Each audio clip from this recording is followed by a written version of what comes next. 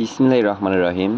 Base study চ্যানেলের তরফ থেকে সকলকে স্বাগতম। আজকে আমরা দেখব মানবিক বিভাগের এইচএসসি সাবজেক্ট চয়েস। তো মানবিক বিভাগে যারা এইচএসসিতে ভর্তি হবে তাদের হচ্ছে সাবজেক্ট চয়েসে 3টা বিষয় থাকে। একটা হচ্ছে আবশ্যিক বিষয়, এখানে 3টা সাবজেক্ট থাকে। গ্রুপভিত্তিক বিষয়, এখানে 3টা সাবজেক্ট নিতে হয়। আর ঐচ্ছিক বিষয় হচ্ছে 4 সাবজেক্ট, এখানে একটা সাবজেক্ট নিতে হয়। তো আবশ্যিক বিষয় হচ্ছে বাংলা প্রথম পত্র, বাংলা দ্বিতীয় পত্র, এখানে দুইটা মানে একটা। ধরো তবে ইংরেজি প্রথম পত্র, ইংরেজি দ্বিতীয় পত্র আর তথ্য প্রযুক্তি, এটা হচ্ছে আবশ্যিক বিষয়। এগুলো হচ্ছে সায়েন্স, আর্টস, কমার্স সবারই রয়েছে, বাংলা, ইংরেজি আর তথ্য প্রযুক্তি, এটা ওই জন্য বলা হয় আবশ্যিক বিষয়। তারপর হচ্ছে গ্রুপ ভিত্তিক বিষয়। যে গ্রুপ ভিত্তিক বিষয়, এখানে হচ্ছে আর্টসদের আর্টসের সাবজেক্ট, সায়েন্সদের সায়েন্সের সাবজেক্ট, কমার্সদের কমার্সের সাবজেক্ট।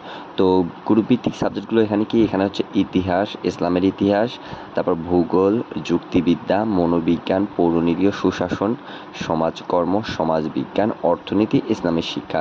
তো এর ভিতর যে কোনো 3টা সাবজেক্ট। আবার এখানে ইতিহাস নিলে ইসলামের ইতিহাস নেওয়া যাবে না, সমাজকর্ম নিলে সমাজবিজ্ঞান নেওয়া যাবে না, দুটোর ভিতর একটা।